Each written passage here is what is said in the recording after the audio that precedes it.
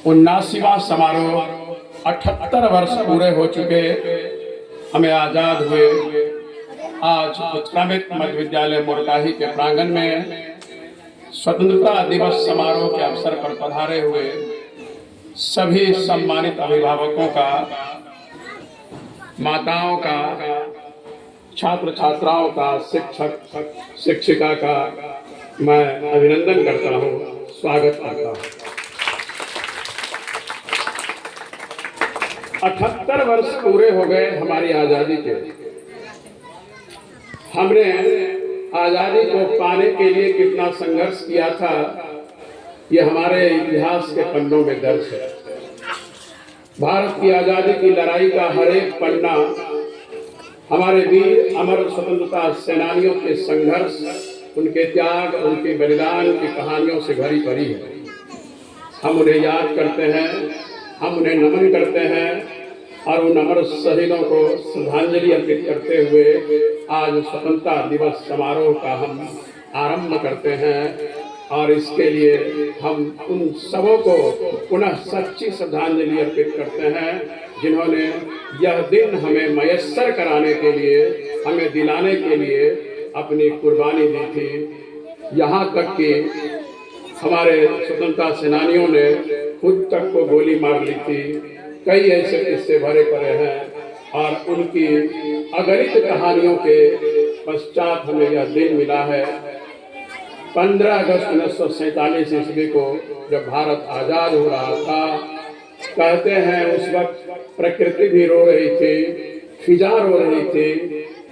उस शाम 14 अगस्त 1947 की शाम से ही घनघोर वर्षा हो रही थी और हम जैसे जैसे 12 बजे रात्रि की तरफ बढ़ रहे थे, वर्षा और भी जोरों से बढ़ती चली जा रही थी।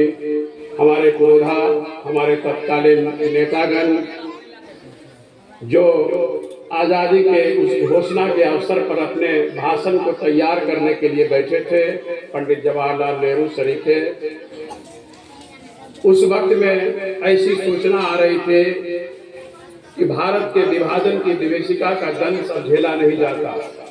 मैं आज इस उमंग, तरंग, उत्साह और ऊर्जा के इस अवसर पर कुछ याद उन्हें करने की कोशिश कर रहा हूँ जिन्हें हम भूल चुके हैं, जिनकी याद किसी भी आज़ादी के अवसर पर हम नहीं कर पाते। आज हम उन्हें याद करके उन्हें भी श्रद्धांजलि देने की कोशिश करते हैं। 14 अगस्त को भारत का विभाजन हुआ था। एक सिरफिरे अंग्रेज के एक कागज पर उत्कीर्ण एक रेखा के जरिए, जिसे रेड क्लिफ लाइन कहते हैं, उसके जरिए भारत और पाकिस्तान का विभाजन कर दिया गया। और उसके पश्चात जो परिदृश्य सामने आया उसे हम भूल चुके हैं, उसे हम याद नहीं करते। मैं चाहता हूं कि उसे जरूर याद किया जाए। जैसे जैसे आज़ादी का वक्त आ रहा था, वैसे वैसे विभाजन की विभीषिका का दंश भी बढ़ता जा रहा था।